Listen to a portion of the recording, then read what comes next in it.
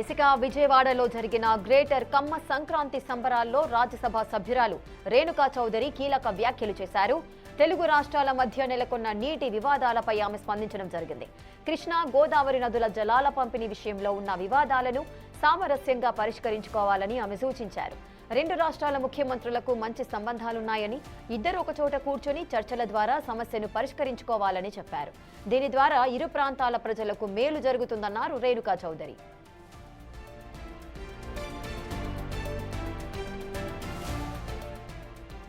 వివాదాలనేది కొత్త కాదు, మనకే కాదు, రాష్ట్రానికి.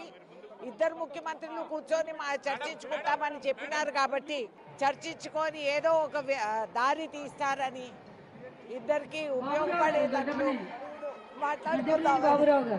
అమరావతి గురించి జగన్ చేసిన వ్యాఖ్యలు ఎలా చూస్తారు? రివర్ బేస్ అమరావతి ఆయన కొత్తగా కనిపిస్తున్నాయి ఇవన్నీ. నాగలి తీసుకొని భూమి దున్ని అందరికి అన్నం పెట్టిన రైతాంగం అంతా కూడా ఇక్కడ ఉన్నారు. ఈ పక్కన పండించేది బంగారం అనేదే కనిపిస్తూ ఉన్నాయి పంటలు. I'm very happy. అంటే పొలిటికల్ గా రెండు తెలుగు రాష్ట్రాల మధ్య జరుగుతున్నటువంటి నీటి పంపకాల గురించి మీరేం చెప్తారు? ఇవన్నీ సహజం, మనుషులు అన్నాక ఇవన్నీ ఉంటాయి. కానీ ఇద్దరు ముఖ్యమంత్రులకి గత పరిచయాలు కూడా ఉన్నాయి. ఇద్దరు కూర్చొని మాట్లాడుకొని సంప్రదించి దారి తీస్తారనేది నా పూర్తి నమ్మకం. రాయలసీమకి చంద్రబాబు దోహం చేస్తున్నారు, తెలంగాణ సరెండర్ అయ్యారు ఒక మాట వైసీపీ వాళ్ళు చేస్తున్నారు మేడం. ఏమండి, వైసీపీ ఏమన్నా చెప్పని, మురిగే కుక్కలకి మేము జవాబు చెప్పలేం కదా.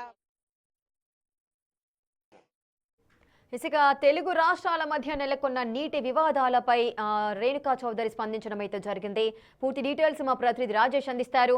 రాజేష్, నీటి సమస్యకు సంబంధించి ఇరు రాష్ట్రాల మధ్య మంచి సంబంధాలున్నాయి, ఇద్దరు ముఖ్యమంత్రులు కూర్చొని మాట్లాడుకుంటే సమస్య పరిష్కారం అవుతుంది అంటూ కూడా రేణుకా చౌదరి స్పందించిన సందర్భాలు నెలకొన్నాయి. ఏ సందర్భంలో ఈ వ్యాఖ్యలు చేశారు?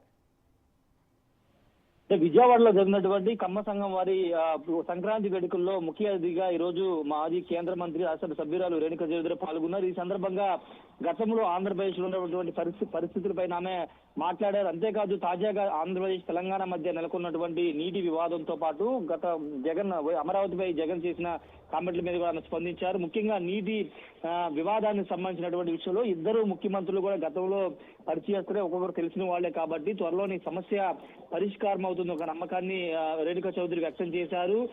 ఖచ్చితంగా ఇది పెద్దగా చర్చించుకోవాల్సిన అంశం కాదు, చిన్న విషయం అంటూ రేణుకా చౌదరి చెప్పుకొచ్చారు. అంతేకాదు జగన్ వ్యవహార శైలిపైన కూడా ఆమె కొంత ఘాటుగానే స్పందించారు. జగన్ నోరు తెరిచి అబద్ధాలే మాట్లాడతారు.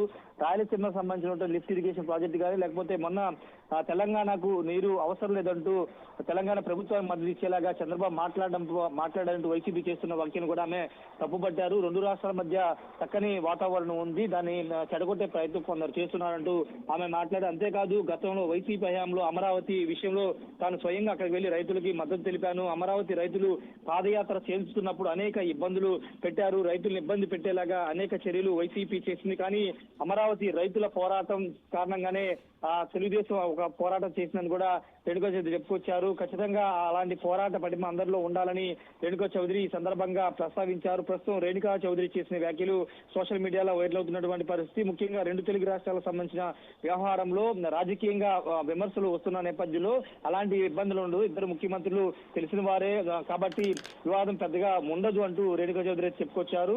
దీనిపైన వైసీపీ ఏ విధంగా రియాక్ట్ అవుతుందో చూడాల్సిన అవసరం ఉంది. తెలంగాణకి చంద్రబాబు ద్రోహం చేస్తున్నారు, రాయలసీమ లిఫ్ట్ పేరుతో 2020లో మేము ప్రాజెక్ట్ తీసుకొస్తే ఇప్పుడు చంద్రబాబు అక్కడ లిఫ్ట్ అవసరం లేదు, రాయలసీమకి నీళ్లు అవసరం లేదనే విధంగా వ్యవహరిస్తున్నారు. తెలంగాణ ముఖ్యమంత్రి చెప్పిన నిర్ణయానికి అంగీకారం తెలుపుతూ చంద్రబాబు నిర్ణయం తీసుకుని రాయలసీమకు ద్రోహం చేశారంటూ వైసీపీ కామెంట్లు చేస్తుంది. మరి ఇప్పుడు రేణుకా చౌదరి వ్యాఖ్యలు చేసిన నేపథ్యంలో వైసీపీ నుండి ఎలాంటి రియాక్షన్స్ వస్తాయో చూడాల్సిన అవసరం రేఖ.